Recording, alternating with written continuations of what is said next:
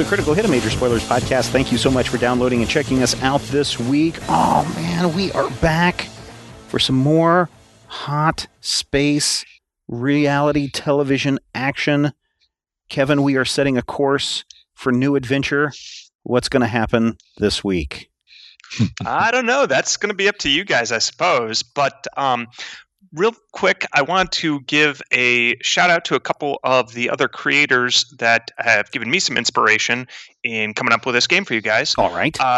So, one of my ways of running the game is I scour the internet for, forum posts and Reddit threads and cool supplements, and I buy them and go through them.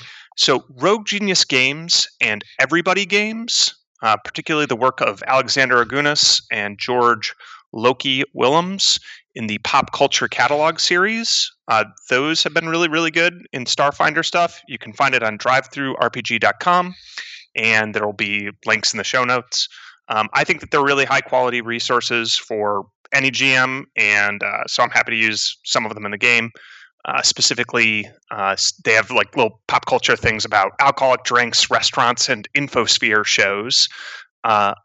Also, Legendary Games, specifically Jason Nelson and the team that put together the Alien Bestiary, which is just a helpful, extra monster manual. And lastly, the user Pizza Zaria on Reddit, who does a bunch of homebrew stuff and had pages of notes about food, and I thought that was cool. Very nice. So you don't have to go out and buy the Starfinder Starship Operations Manual, a $39.99 book with only 158 pages in it, if you don't want to, because I'm sure there are awesome resources online that cover all of this stuff. Yeah, really great stuff. So nice. But in terms of what, only like $14, I believe, or $10. Sure. So in terms of what you guys are gonna do tonight, well, does anybody remember what we did last time on Critical Hit? On Critical Hit. On Critical, I was muted. I snuck it in there on you guys. We were ready. Yeah, we're always ready for that. We're sneaky. Fuck jerks! You broke our ship. Well, we didn't break it. We kind of set it on fire. The wannabe brain. Yep. Talos, the wanna brain. What a jerk. And so Talos and his minion robots attacked your ship, and you also met Grace, the ship's computer, and learned that the ship is called the Squeaky Clean, as it was loaded full of space suds, a cleaning product? ?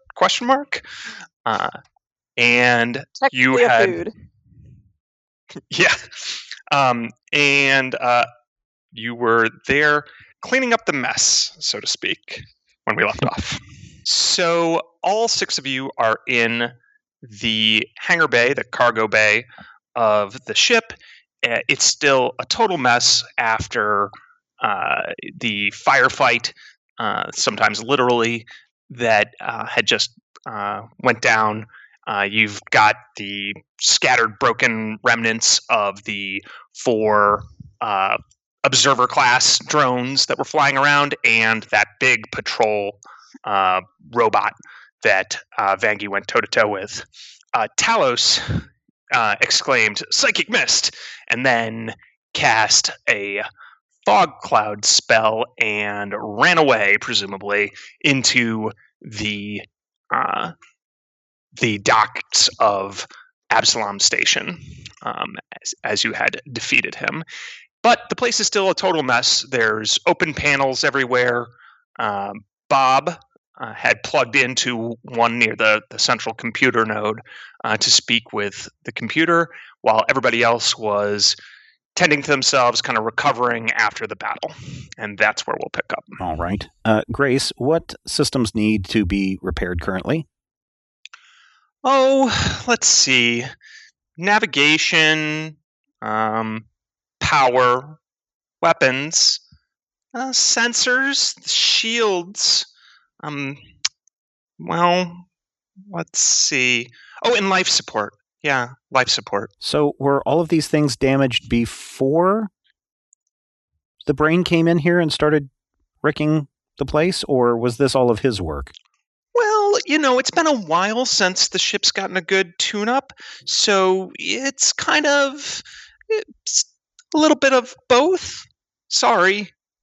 And this is the ship that was supplied to us by, and I pick up one of the products on the Space Suds? Yes, Space Suds is our sponsor. I've got a big logo emblazoned on the side of the ship right now. You can't see it because you're inside, but yeah. Then she uses some hologram emitters, and you get to see the big logo on the side of the ship from within. And the ship is evidently a seafoam green, kind of boxy, kind of older school ship design, and it just says Space Suds in retro futuristic font, and there's little brushed air bubbles all over the place. Well, it looks good on the outside. Hey! What? But yeah, no, this is a problem. We're going to need some repairs. Are these repairs that I can do with materials that are already on the ship, or are we going to have to purchase materials, or am I going to have to cobble together repairs from these spare parts that we now suddenly have an abundance of after our encounter with these robots? I'm guessing more one of those latter two. Okay, then. In terms of making the best of a bad situation here. And then from behind you, because you're kind of directed towards the forward part of the ship, from one of the open panels that Laser Blast shot at, a big metal disc, a silver disc, rolls out like a hula hoop, and it spins, hits the opposite side of the wall, and starts doing the... And then it is disc side down, landed on the floor. After just a moment, little wheels pop up from underneath the disc. So the disc itself is covered in strange runes, presumably magical runes, and alongside glowing mithril circuitry, and it's about 2 feet in diameter. The lower half, like I said, has these whirring wheels and little rotating mini thrusters that seem to have popped out of it, and inside seems almost like it's formed a shallowly indented bowl with some sort of force field. Grace, what's this? Oh, that was another one of the products supplied by the sponsor. I'm not sure. It starts to whiz around the room, kind of seemingly going in every which way, until it comes across one of the discarded lime green Space Suds pods, and a little 2-pronged metal grabber arm pops out of a panel and grabs the packet. It's like Space Suds' natural predator. Is it a laundry machine? So you hear it make some gurgling noises, and then that little bowl that is the inside of it starts to fill with a lighter shade of that lime green substance with the occasional air bubble in it. After a moment of this, which I imagine this just has you guys totally transfixed at this point. Oh yeah. The bowl has become a dome, so all around it, a gelatinous slime is inside that same light lime green, and 2 little metal balls pop into the slime from little inserts in the disc, and they seem to move forward to be eyes. Yeah, it now has 2 cute little googly eyes and seems to be able to move its mouth. It's like slime as though it had a mouth, and it looks at you expectantly. Identify yourself. What is your type and model? Squeebo. Are we familiar with a Squeebo? Like the mascot? You guys can try to make culture checks. It's going to be hard. Oh yeah, my culture is actually good. Oh, cool. I got a 17. Okay. Wow. Surprisingly enough, 2 of you, it looks like, do get it. Not the 17, though. Boo. But Hecubino's 20 and Amu's 23. Yeah, so a Squeebo is a cleaning device, but it's very old. You think that they were all recalled for something. Ooh, are you one of those old cleaning devices? Squeebo, clean! And it kind of bats its little eyes at you, and it skitters over. Oh, yeah, it's cute. Hey, all of these things got recalled, so just keep an eye on it, okay? Why were they recalled? I don't know. Probably dangerous. Nods. Squeebo looks at the bodies of the fallen robots and also all the scorch marks around the room and the various messes made by the exploding space suds packets and the coolant that was sprayed to put out the fire, and it looks back at you and says, Squeebo clean? Go for it, buddy. Squeebo clean! And it zooms off, and it starts spraying some sort of acid spray out of its dome, like a mouth, and then it goes over and scrubs at the area until it's cleaned off one little area, and then it starts repeating the process over and over again. Oh. Maybe if there are parts in those robots that we want to use, we should get those out of Squeebo's way. Yeah. So you guys gather some of the robots? Yeah. All right, everybody pick up a robot. Loot the roboties. We will put them here. And literally when I say here, I'm just pointing at Bob. Oh, yes. Let's do that. Hey, nice job with the fighting. I didn't get shot by any of these little guys, so good work. Oh yeah, we're a scrappy little crew. Mm-hmm. Hang on, just wait 1 second, and Hegubina's gonna like put a finger on one nostril and then just do that thing where like he blows out the other one, and this just this like black glob of like blood would like shoot out. Yeah. Yeah, sorry about that. Haven't had a good brain off in a while. Hey, Squeebo, you might want to get this here in a bit. Squeebo delightedly runs over and dissolves your snot rocket. Okay. That was horrifying. I hope you got a wide angle shot. Oh, yeah, that reminds me. Matthew, whenever Quentin has his camera on, so I'm going to assume that you have the camera off unless you tell me otherwise. Okay. It would be noticeable to the other characters if it's on. Okay. So, does this seem like the kind of thing that needs to be recorded? That's a judgment call. I would say no. It seems like we've damaged an awful lot of the advertiser's product. Yeah, and this is perhaps a recalled, product that they're no longer selling. So, yeah. By the way, Squeebo does pick up more of those packets to basically refuel itself, but it doesn't seem like you guys are in any danger of running out. Oh no! And then at the cargo bay door, there's a wrapping of someone's knuckles against the metal, which the door is open. So ever since Talos's escape, and a woman steps in. Hello.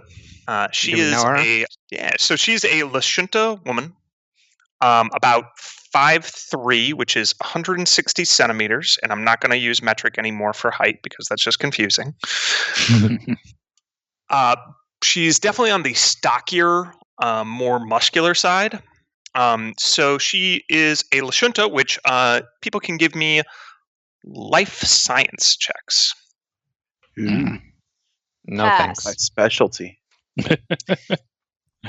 Probably didn't make that. Oh, the first one was 21. Sorry, I clicked that twice. I'm not trained in that, but I do have a thing that lets me roll it untrained to identify beings. Although my score's not very 20. Good, yeah.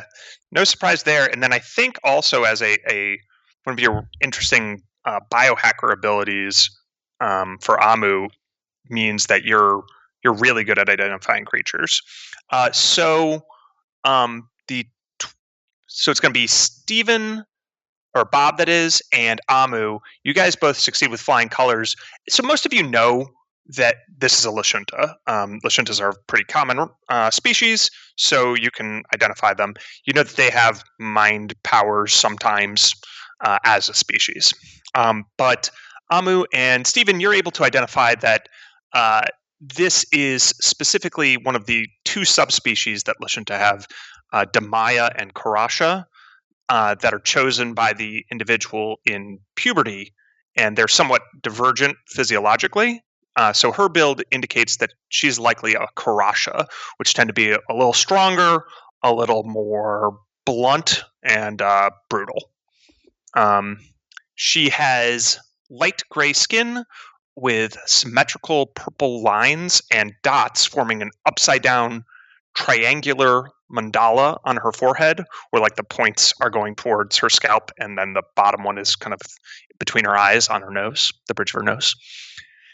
And the two top corners of the triangle kind of vanish into her hairline, but also into antennae, which are topped with glowing pink-purple tips. Her hair is shoulder length and a vibrant magenta, and is kept in a practical ponytail. She's wearing a heavily modified dock worker uniform with lots of pouches and belts, made of some super synthetic, sturdy as all get out material. It's all mottled gray and black, with black combat boots, knee and elbow pads, and tools and weapons all secured in their various holsters. The outfit is also covered in patches, as if it's been repaired dozens of times. She looks like she didn't get much sleep last night, but she still seems perfectly relaxed. And she says, "Hey, I'm Rain." Hello, Rain. And real quick, for Vangi and Hecubino, that name means something. Anyone else who wants to can make a culture check, but I'm going to say that the two of you automatically succeed and know who this is. Is she associated with drifters? She is. Does anyone else want to make a culture check? You don't have to. You can skip it. Sure. 15. All right, yeah. So it looks like a lot of you know who this is, and that's not surprising. She's kind of a celebrity. So she is the first. She's from the crew of the first ever season of Drifters, the champion vessel, the Renegade. And she is the now sole survivor of that crew. They were victorious 3 seasons running, and then on their 4th season, tragedy befell them, and most of the crew perished in an accident. So she was the captain, and she was very, very famous, maybe 20 years ago. Vangi, kind of points her trident down. It's like, oh, it's a real honor. Are you hosting, judging? Oh boy, the fanboy stuff. Well, we got dealings to discuss. I'm something of your mysterious patron, so you're welcome, I guess. Either that or I'm sorry. Guess we'll see which one. Well, thank you for providing everything here. Yeah, sure. I'd offer you a seat, but it seems to be a little bit of a fixer-upper. I think more fixer than upper. And Squeebo zooms around, and Rain goes, "Is that a functional Squeebo? I didn't know there were any left in service." I mean, it's a Squeebo. We haven't really figured it out yet. Apparently, it came with the ship and powers itself off the detergent. Okay, yeah. Well, I thought they were all recalled after the Dagox 4 massacre. Huh. Well, if it's claimed the ship, I say just don't anger it. But yeah, we got dealings to discuss, like I said. So come with me.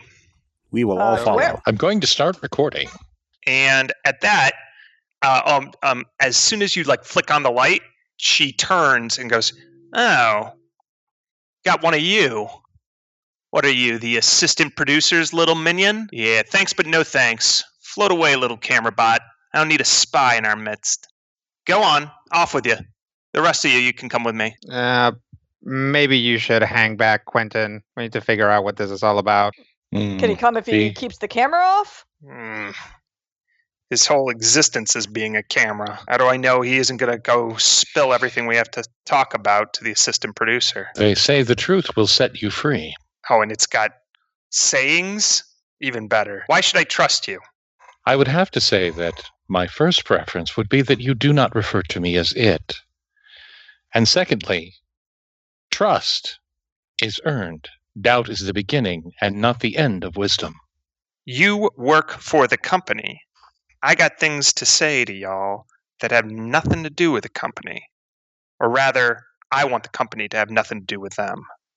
So, I ask again, you are an employee of X-Stream Productions. Why should I trust you? The camera powers down, and Quentin continues to have the same emoji smile.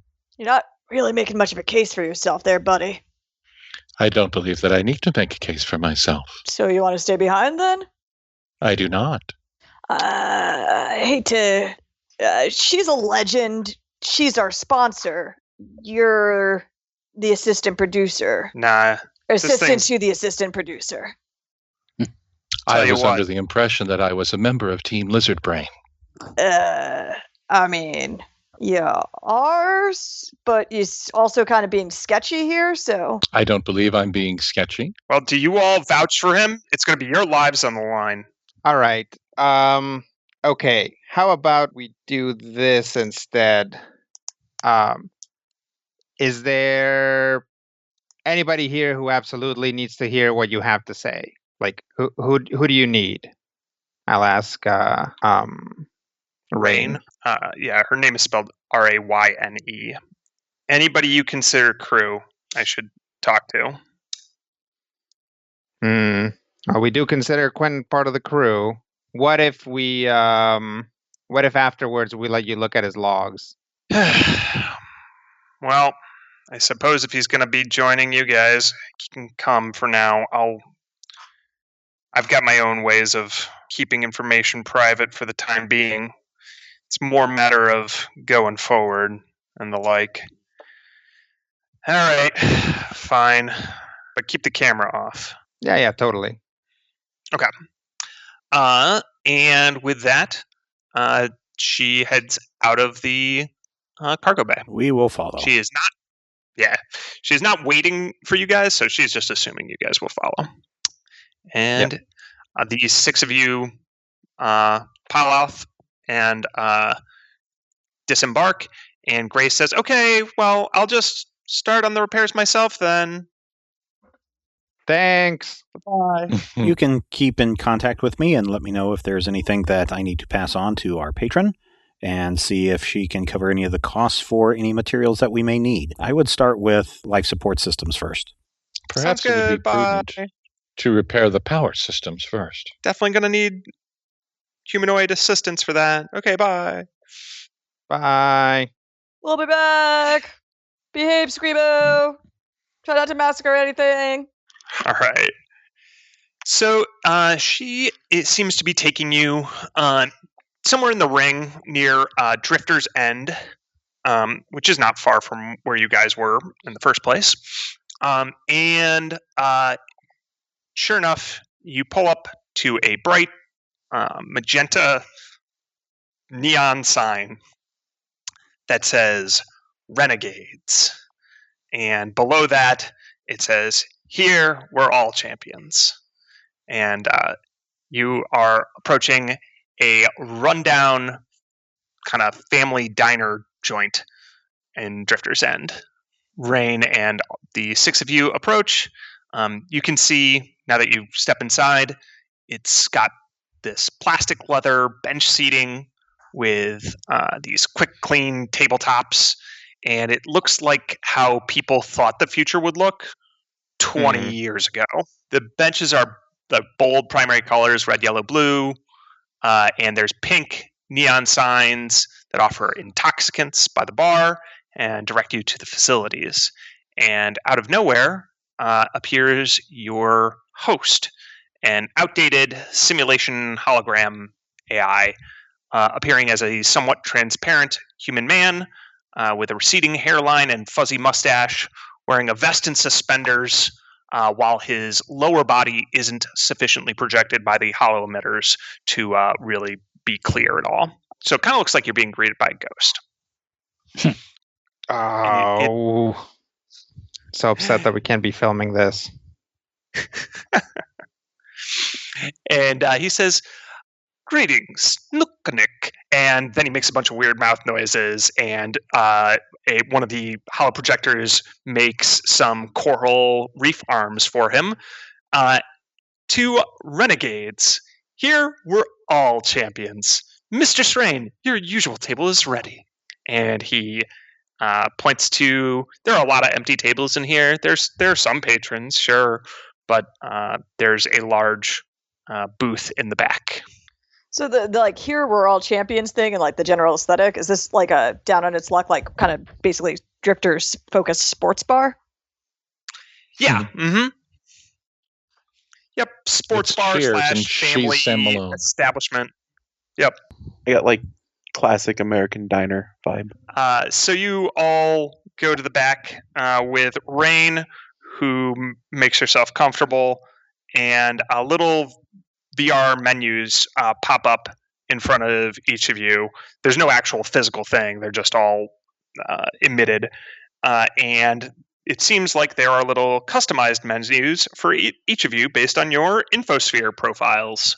I'll let you guys go over that in a moment, but at first, Rain kind of waves a hand, and all the holo emitters stop, and she pulls out a little rod, just slightly larger than her hand, flicks a switch, and sets it on the table, and then pulls out a pouch that has several more of these rods in it, it seems, as she opens the pouch and pours them onto the table. All right. Let's talk security first. Like I said, the stuff I tell you, I don't want to get out. So each of you take a portable signal jammer. They'll block access to the info. Yeah, pretty fancy. Not really, but better something than nothing. So they'll block access to the infosphere and any wireless comms links.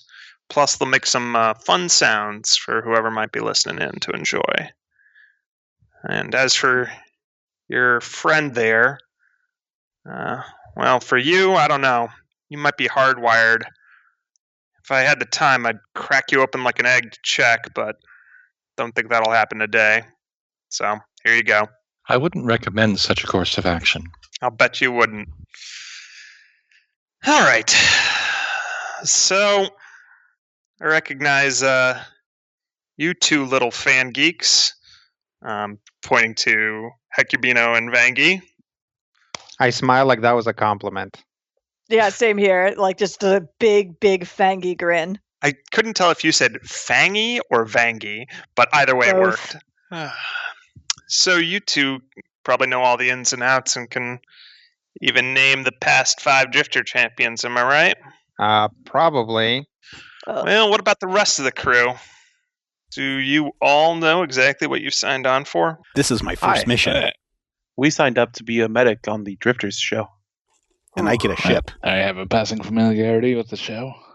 Okay. All right.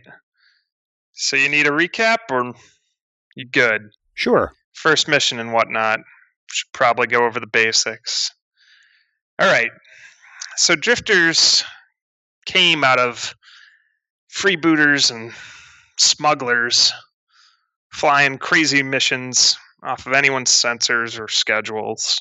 In the diaspora, we'd dodge asteroids and mining detritus, blast the slimy Shantax out of the sky before the flock could tear our ships apart.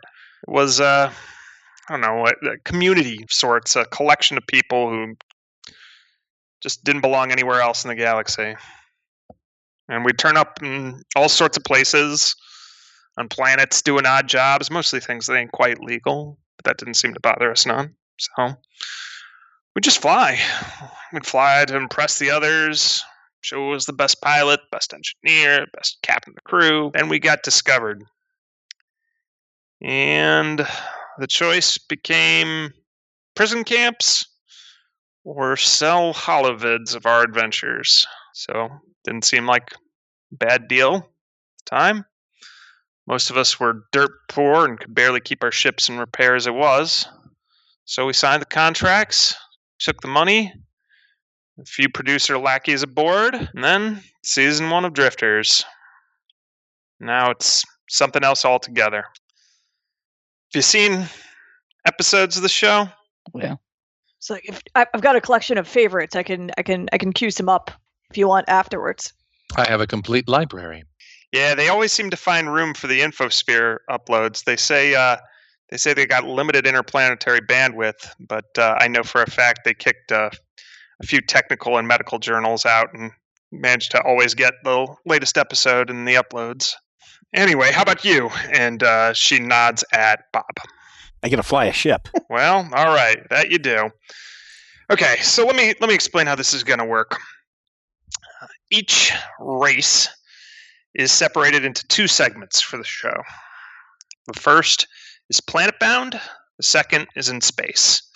Now, they'll pick different planets, and it's not just open space. There's always going to be something going on. I promise you that. Gotta keep the show interesting, after all.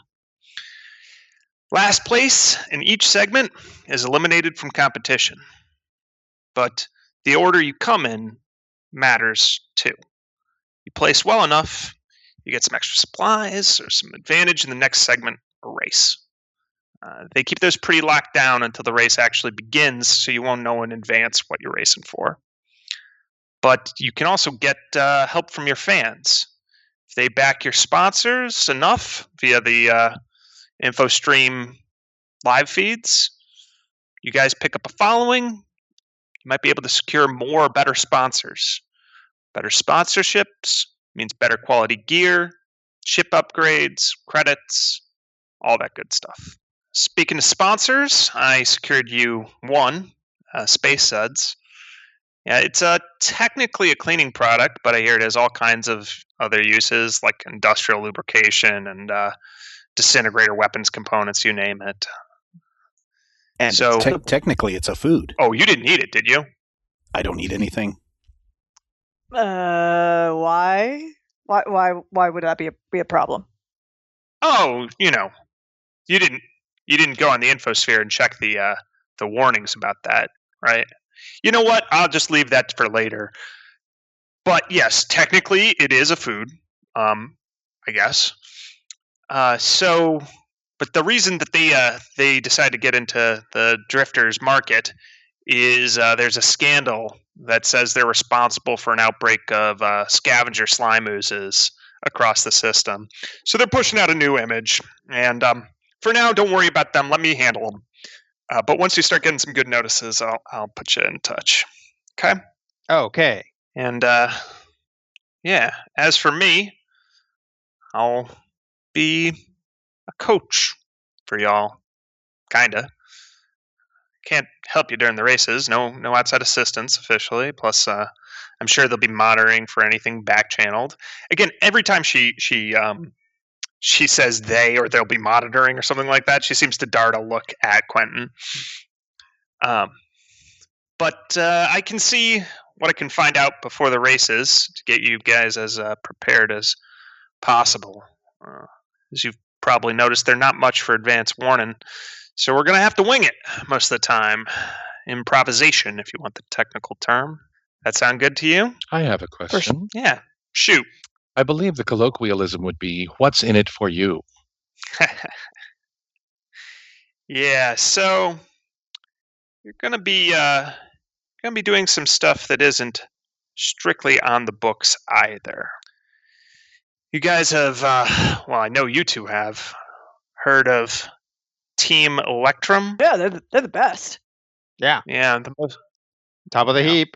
most wins in history, all time, even beating the Renegades. They're the big freaking heroes, right? Thing is, Yeah. Oh, what? no. Go on. Tell me Oh what no, you I'm think. just of them. saying. Yeah, everybody loves them. They're great, and they're like their ship's always clean, and everybody loves them, and they've got a big following, and Yep, like everyone would like literally kill for a spot on their ship. yeah, I mean they sell like just down the way in the docks. They sell Vorpal 1 toys. Yep, they've got quite a marketing team. I'm sure the licensing fees on that are adding up nicely. Anyway, no, they're no heroes. They're fakes and phonies all the way through. That whole "we're not just friends, we're family" shtick. Yeah, marketing gave that to them to expand their brand appeal. If you look Oh, back, and you'll smart. see that the Renegades had the same schlock in season 3. Oh yeah. But it doesn't matter. We're all fakes and liars sometimes. But they're cheating the races. And people are dying because of it. That's what's in it for me. That's not good. No. Yeah, it's also pretty intense because it's actually hard to cheat in this. Yeah, they have Well- like inside people. Why do you think I didn't want the, Quentin here? Oh, Mhm. you think Quentin is an inside person giving information? Oh. Wait, so are you here to sabotage us, Quentin? No. How do Well, I you believe him. know? How do Get a you sense know? motive roll on that? I don't. That's why I'm asking you. So I like the house rule of no sense motives against players, and you just have to use your best judgment. Woo! Amu's best judgment is terrible. Good. We all have terrible judgment. Yay. I mean, we're on the side. Well, right? let me tell you what's at stake. Redundant team name. Last year's rookies. Mhm. They were a lot. Yeah, they remind me of you guys. You came this close to winning the whole shebang, and when you know it, thruster malfunction. Boom. Game over. Before that, there was Team Lunarcana. Their mystic overloaded in a system with twin moons. Funny thing, she was a star shaman dedicated to Desna. Guess the feelings were mutual. Imagine having all the starlight of the system condensed into a single beam and poured into your skull through your crown chakra. All the crew exploded. Boom. Game over. And don't even get me started on the irony of Team We Love Spiders. Ugh. That was really Yeah, too gruesome. bad. They were the dark horse. So wait. You're saying that all of those frequent but unfortunate accidents were not accidents? The way I figure it, someone on the inside is helping Team Electrum win, and I want to know why, and I want to stop it. So we find some evidence, and we set a trap. Oh, so like we try to be up ahead, and then we wait for Team Electrum to try to blow us up. Well, you want to win, don't you? That's why you're here. We want I to mean, win. Yeah, Yes. but I also don't want to be bait. Oh, We're here to Well be then. a medic on the Drifters show. I am confident they will beat you. If we're bait, that means we're winning, right? If you're Yes. losing, there's no purpose in killing you. Yeah. I wish not to be killed. Noted. Well, I've got bad news for the job you signed up for, Bob. I'm a pilot. It's the Yeah, best you're a job in the pilot galaxy. Drifters. It's the best job in Even the if we- galaxy. Even if we didn't, weren't going to get blown out of the sky by some kind of weird fraud. I guess this was going to be a risky proposition. You'll figure it out. That's Bob's why we're new here. here. Yeah, so when they try to blow you out into the cold vacuum of space, we turn the tables, catch them in the act. But so of course, will you be like monitoring us? well, as much as I can, I won't be able to communicate with you. But we do know what kind of tricks they're going to pull, so we'll just be one step ahead. To keep us from getting blown up or That's right. having Hecubino explode. That's right. All right. But So, of course, it ain't that simple. There's another complication, which is you guys are way too green to go up against Team Electrum. You're nobodies. You have to make it through a couple rounds first. Plus, like I said, evidence would be good, so we're going to have to get some of that. And I'll see what leads I can dig up on my side and send you to go to places I can't. They keep a pretty close eye on me. I'm counting on you guys flying under the sensors. I can fly anywhere. Yeah, Bob can do it. Spoken like a true drifter. Oh, yeah, and outside the races, you're working the case, scrounging up credits to pay the bills, all that stuff. I can't transfer credits to you. They have a lock on all our accounts instantly. They're real good at enforcing the rules when it comes to the little guys somehow. Ain't that just convenient? So here's some fairly hard to trace cred sticks I've scrounged up for you. And she sets another pouch on the table. 4,200 creds in all, so 700 each. Don't spend it all in one place. Ooh. We will try not to. I'm writing my 700 on my sheet if everyone wants to do the same. As am I. Okay. These are old cred sticks, like they're much nicer, newer ones, and it's not even in even denominations. It looks like these have definitely been scrounged up. These are like 10, 15-year-old cred sticks, but they'd still be honored, so whatever. Money's money. As you guys may or may not know, credits are the currency of everything in Starfinder, and it's an entirely digital currency, but these cred sticks are effectively pretty anonymous, so if you don't transfer them into any of your personal accounts, they can kind of be spent like cash. Cool. Nice. I mean, there's some theories on the infosphere that there's tracking chips in all of them. But How'd you pick us, like, as opposed to, I don't know, one of the bigger teams? the bigger teams are too into the system. They've drank deeply, and I think they would. I can't trust them. Plus, I saw what happened with Team Rust Dragon, and I thought these kids have some, moxie to them at least. Yeah. Hey, you wouldn't happen to know if Team Rust Dragon is back in the races, would you? Oh yeah, yep. That's I gonna be imagine fun. they'll, making enemies early and often. Who's Team Rust Dragon? Team Rust Dragon is a team that used to be very good on drifters until they ran into a slight problem. What was that problem? The problem was that Vangi and I decided to prove our mettle right in the middle of the competition in front of everybody, and we kind of blew them up in the process. We were also working for them at the time. Thus gaining your entry into the games. Yeah. It was awesome. Why did you Yeah, blow I up the regret people you were nothing. working for? Well, because they wouldn't put us on.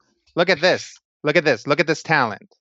They were just sitting on that. Relegated Because to pit Amu, he crew. who hesitates is lost. Two stocks Wait. will kind of come out and get a closer observation of a Hecumino. Yeah, that's Yeah, leading man see? material. Why were they Yeah. sitting on you? I don't know. Politics. Experience, I guess. Oh, you don't mean literally. Okay. I mean, Stocks will come back in. there was that one time, but I should have gotten out of the cockpit faster. You were making repairs. Yeah, In any case, good to know. Team Rust Dragon is back. Gotta watch out for them. Anyone else we should watch out for? Oh, I'd watch All out the for other teams? everybody. Yeah. Hmm? Everyone. They'll all be gunning for anyone they think they can knock out easily. And Well, as you guys don't have a reputation yet, they'll see you as an easy one. Nobody wants to lose to newbies. that's fair. I don't even want to lose to a newbie. Also, too bad. Nobody wants to lose. Okay, so try to catch Team Electrum in it. Watch out for the other teams. Go on smaller runs first. Gather evidence. The Gather conspiracy. evidence. Don't trust extreme. Right. Yeah, that's about the size of it. All right. Anyway, we should try to get in touch with you if we get info or whatever. Yeah, here's my personal comm link. Ding. Ooh. Personal ding comlink. Well, thank you for giving us a chance to prove ourselves through this extremely dangerous assignment. Like I said, you're welcome or I'm sorry. Take your pick. I say it's both. Thank you. If you want, this restaurant still serves food. I know not many people come here anymore, but it would be on me. Yeah. Yep. Never turned down a free meal. All right. No more on the whole conspiracy murder plot, okay? Can never tell who's listening. Okay. And she clicks off the little signal jammer rod, and the VR menus pop back up because they actually, like, the emitters had a connection to Infosphere Lost logo and was like rotating all the while you guys were talking. But now that connection is resumed, and it has popped up little menu recommendations for each of you. Oh, thank goodness. I'm sorry. I was connected to Wi-Fi with Grace back at the ship. Well, when you turned that on, I'm sorry. It limited some of my processing capacities, and I turned to Amu. I didn't say anything stupid, did I? Not that we're aware of. Good.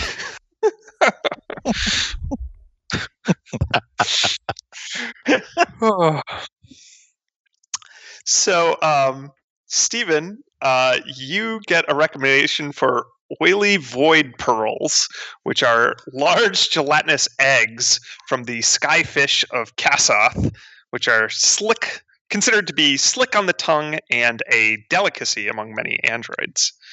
And to pair with that is Robo-Gogo's Crystal Dimension Sparkling Wine, which the manufacturer Robo-Gogo is known for a nanite-based taste enhancer. Again, favored amongst many androids. Can I have a cheeseburger? So funny you should ask.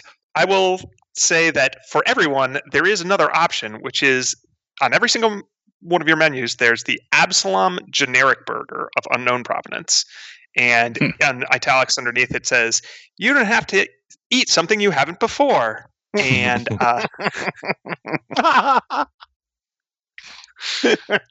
It's the kids' menu. for Hecubino, it has a platter called Brain Food, which is actually just foods that are good for the brain, supposedly nuts and berries and dark chocolate and a few oily void pearls as well, along with a scrambled cider, which is made out of nano-engineered apples, which cuts through the oil nicely. Yeah, I'll have that, but dressing on the side.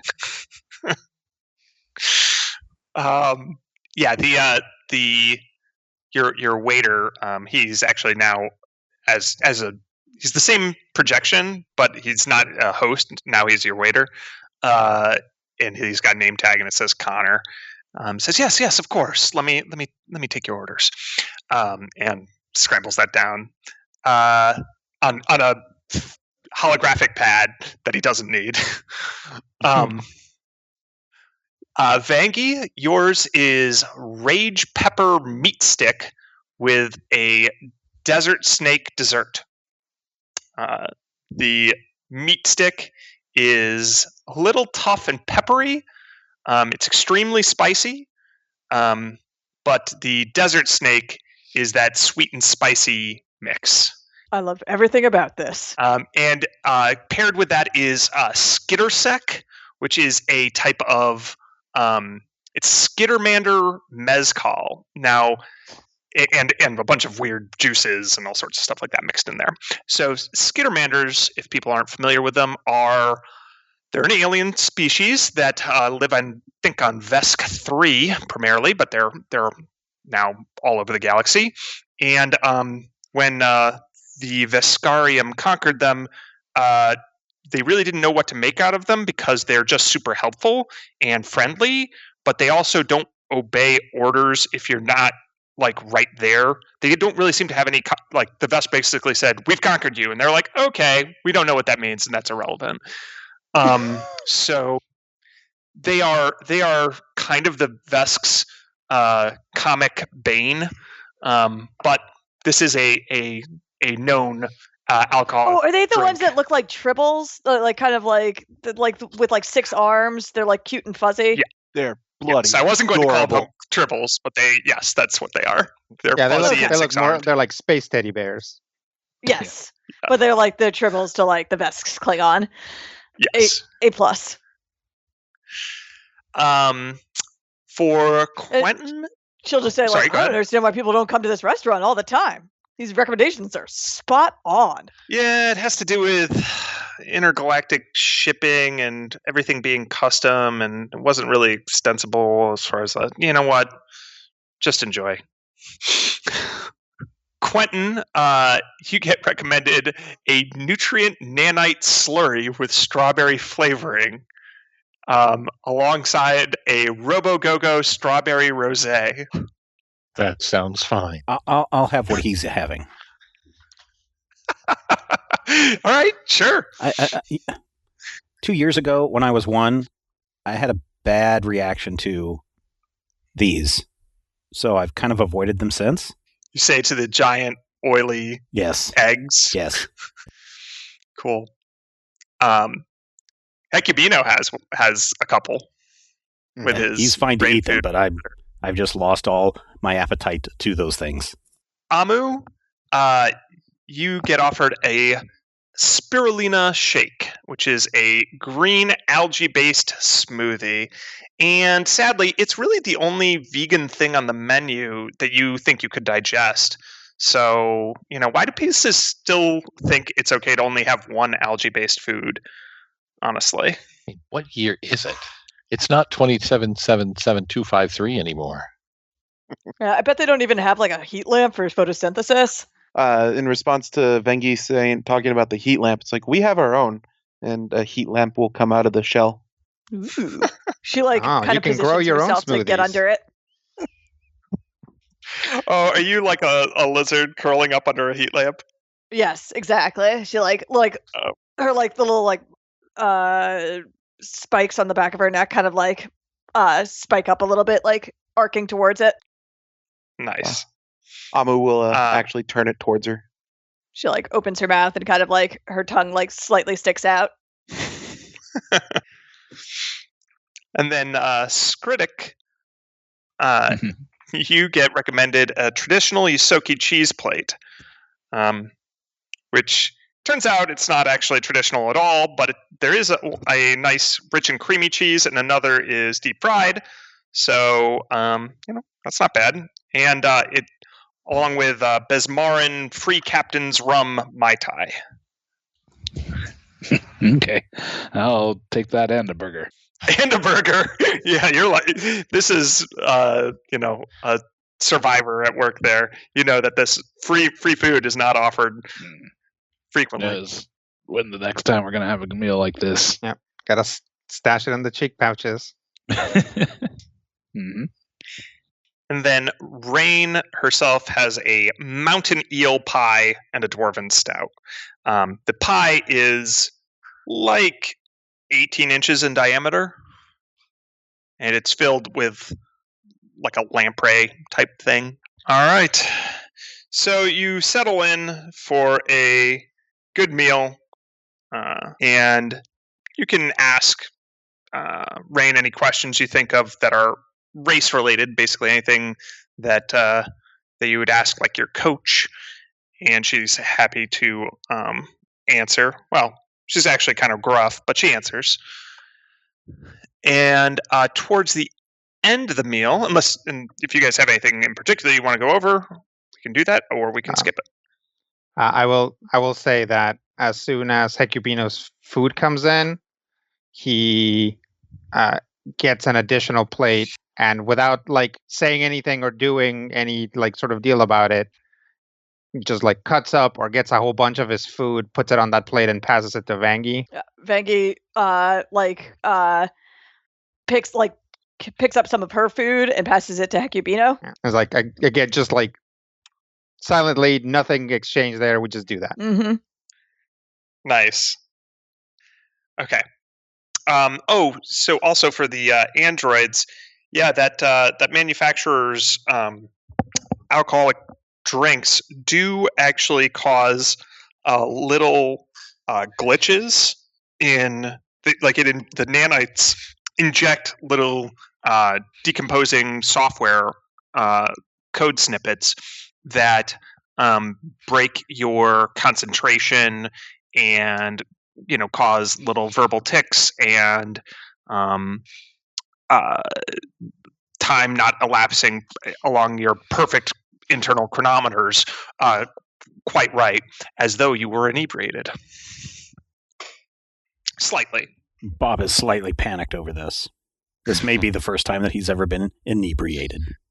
They say a penny saved is worth two in the bush. Vangie probably pesters Rain with some mix of probably useful questions of strategy or training regimens or things like that, but then also ridiculous fangirl questions. So it's well, in this episode, when you said this, were you actually trying to start up a relationship with this character, or was that just a manipulation strategy? So she'll answer those kind of questions, but it's rough. She's just I don't, this is somebody from 20 years ago remembering their heydays, and she says stuff along the lines of yeah, that was all Maven's idea. She was kind of the brains of the operation, or she's relatively terse. You find her answers somehow compelling anyway, and that's one other thing I should mention about Lashunta in general, and certainly Rain, is despite her kind of gruff or terse exterior, there's still something about her. Those of you that know Lashunta well and did well in your checks from earlier know that this is a common thing for Lashunta.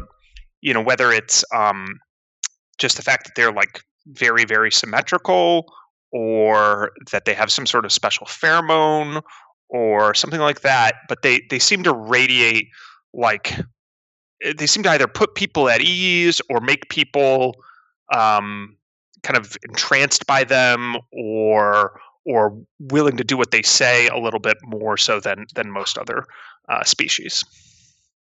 So even though she gives you kind of clipped answers, you can, I assume, stay quite interested and at the edge of your plastic leather bench seat. Absolutely. Amu's not going to be asking a whole lot of questions, but they will be picking scraps from literally every plate on the table without asking. Critic's going to chase you off with a fork, probably. Stab him in the hand. Considering it. I got extra, but watch yourself. The first time he does that to Vangie, she just shrugs and just grabs a piece of algae off his plate and then pops it in her mouth and then makes a extremely disgusted face. So, out of curiosity, does he have any sort of dietary restrictions, or is he able to eat all of this food regardless of whether it's a raged pepper meat stick or anything else? Literally able to eat anything. Benthic area scavengers for what the Recreachi are. Yep. It's none of this is Cool. rotten. What's up with that? Delicious. None of this is rotten. Some of this should be rotten. It would taste better. Maybe the eggs. Also, I assume that a lot of the food that Amu takes is just going to be sitting in a chamber in his shell for the next week or so. It's possible. Parsley. We don't know yet. All right. So you're sitting around. You think you're basically wrapping up the end of the meal and getting ready to head back to the ship. When some of you hear a familiar voice. Well, what do we have here? And a big, bulky human male with a shaved head, a big red bushy beard, and a cybernetic eye enters the establishment. He's wearing battle harness powered armor and with an integrated railgun on his back. And Vangie and Hecubino recognize this as Red Iron, the leader of Team Rust Dragon. Oh, hey man, what's up? Funny meeting you here. Small station. And under her breath, Rain says, I smell a setup, but fine. And alongside, or rather immediately following Red Iron, are a pair of Kasathan twins. One is wearing green and gold in kind of like a leaf robes outfit. The other is wearing purple and black in like a banded, almost lamellar-like fashion with like a battle skirt. And they both wear matching veils over the lower half of their faces, like all Kasathans do. And then there's a heavily cybernetic goblin and a literally sparkling gnome kind of floating along beside them. Not actually floating, but she seems to be hopping from piece of furniture to piece of furniture while she's wearing a blue and yellow and purple shimmering crystal dress and using her comlink to start. You can tell she's recording this whole thing from a first-person perspective, and she's even talking into her comlink as she goes. So, you think you got a crew now? Team Lizard Brain, is it? Quentin. Yes, Start rolling. I am rolling. Yeah, that's us. Team Lizard Brain. With the new kids on We're the block, ready. and we're gonna knock your block off. You caught us by surprise once before, because we trusted you. You were a pick crew, but now we've rebuilt. Team Rust Dragon is stronger than ever. With me, Red Iron, as the new captain. We're going to knock you guys out in the first round. And with that, his railgun turns as if to fire on you guys, and it starts spinning. And then no bullets come out. It just goes.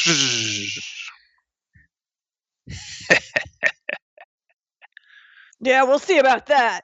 Also, congratulations on your promotion. They say an orangutan in silk robes is an orangutan nonetheless. As for the rest of you, watch out for these two. They're just a bunch of rooks. Don't know what they're doing. They're about to get y'all killed. Lean into Vengi. What's a rook? It's a Is that like slang the for bird? Rookie. No, like rookie, like newbie. Yeah. You underestimated us before. It looks like you're still underestimating us. Bet you don't even know where the first segment's gonna run, do you? Where is the Of first course we segment gonna do, run? but just so we're on the same page, where do you think it is?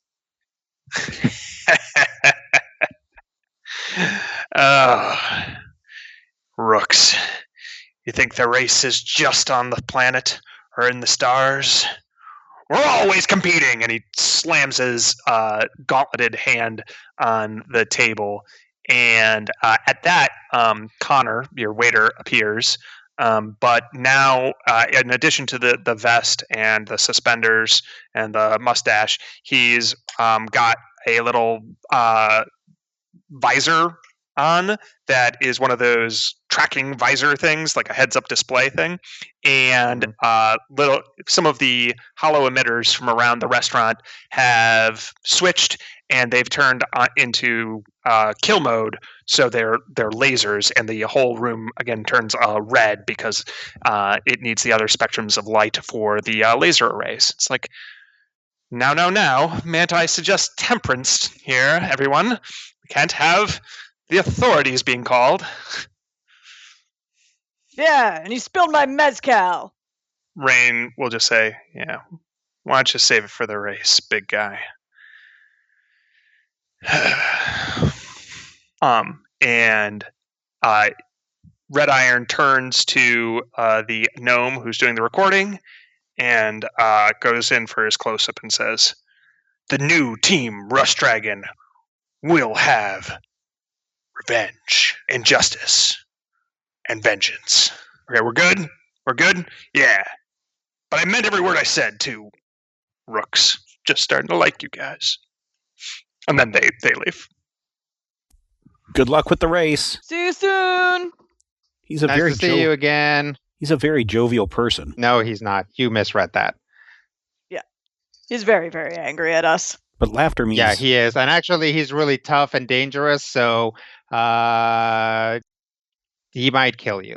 But laughter means and happy. I'm pretty worried about that new team. They look the twins. That's really creepy. And the twins, such a good move. Why aren't any of you twins? I know, right? Could you she looks at Quentin and Bob? Could you one of you rebuild? Actually, there are 37 other models that are just like me. I don't know that I want that. We're a few million of the same siblings. Hey, Amu, don't get me wrong. You are working it. You've got the whole metal organic tendril thing going. Like you're on point. Don't change the aquatic audience is gonna love this. Love it. Yeah. But anyway, back to the original line of conversation. Those guys are dangerous. Avoid them at all costs. They will kill you. And they're actually gunning for us, unlike most other teams who, probably still don't know who we are. Yet. Yet! I like your enthusiasm. Yeah. That's great. Vanky and Hecubino, you know that what Red Iron does, besides his guns, he is what's called a vanguard. He can manipulate the forces of entropy and channel it into direct hand-to-hand combat, and basically entropic blast people apart with his hands. Ooh. Fancy. He's also extremely tough. Yeah, you don't want to mess with that guy. If you find yourself in a one-on-one fight with him, just try to get away from him, because unless you're very, very confident in your ability to not be torn apart both by a big pair of meat hooks and the entropy of the universe, I would just not. Generally try not to anyway. That's good. The rest of the restaurant lights return to normal entertainment mode. Kill mode has been deactivated, and Connor is looking again like himself. Mistress Rain, is there anything else you require? It's like, just call me Rain. It's like, you know I can't do that, Mistress. But now that those scallywags are off, shall I? And she just says, just put it on my tab. So, of course. And little servo bots come and clear away the table and do a quick clean, and it's all as if you were never here. But Rain stops you before you get up and goes, there's one thing that Connor brought up that I suppose we should discuss, which is the authorities, the law. Quentin. Recording. Stop filming. I have stopped recording. Okay. So, one piece of advice, don't count on them for anything. The stewards and the starfinders and such, they got other problems, like the corpse fleet of Eos and some Islanti Star Empire diplomat assassin or some such. Plus, the company's legal team is no joke. I don't know them personally, but whatever rules they can't bend, they get changed or get exemptions, or they find some friendly planet or system to host for that segment. Since you're all technically volunteers, nobody seems to care much that you might be murdered. After all, if you don't like the job, just quit, right? Okay. The independent Good to know. contractor caught us home. Independent contractors, exactly. All right, just so long as you know, There's nobody else you can count on out there. Yeah, that waiver they had us sign was no joke. Well, you guys should probably clean up, fix your ship, get some rest. They'll be sending you mission assignments soon. I'll try to find out if I can try to figure out where they're sending you. Okay. Thanks for your help. It's a real honor. Yeah, it's been great. And thanks for lunch. Thanks for the food, yeah. And as everyone files out of the restaurant and is content with all of their food and their quest being given to them, there is a little internal buzz, but it's not audible to anybody else, sent in a message being sent in private mode just to Quentin. It's private mode, so if you play it back, only you will hear it. Ooh. I will play it back and only I will hear it. All right. And it is from Crystal Wiles, the assistant producer. And it says, "Hey there, Quincy, Vincent, Clinton? Yeah, so I'm going to need to ask you to do the company a favor and just go ahead and let me know everything that goes on aboard the ship. Just whatever anyone is saying or doing or thinking, who you meet and talk to, what you do on off hours. Because, for you, this is really like your whole purpose, okay? It's like you were literally built for this. And if you want to advance in the company, this is a key first step. So, promotion to technical advisor to the assistant producer, that could be yours. You can't climb the ladder of social mobility without stepping on some people's hands, right? Oh yeah, you float. So I suppose ladders? How do you even climb ladders, though? Message over. And that's my end for the episode. All right. That was a pretty good cliffhanger right there. Thank you so much, Kevin, for giving us a fun adventure this week. Ooh. There's going to be some serious discussions coming up later, I'm sure, about who's having negative reactions to what meal and who really wanted seconds but couldn't, who didn't want to ring up a bill unnecessarily. Oh, so much to talk about. But we're going to have to wait until next week to do that. In the meantime, head over to the website, majorspoilers.com. Let us know what you think. Head over to the Discord server and talk with other Critical Hit listeners and share your thoughts about this episode. And if you want to hear next week's episode before everyone else, become a patron at patreon.com/majorspoilers. And until next time, here's hoping all of your dice rolls are critical hits.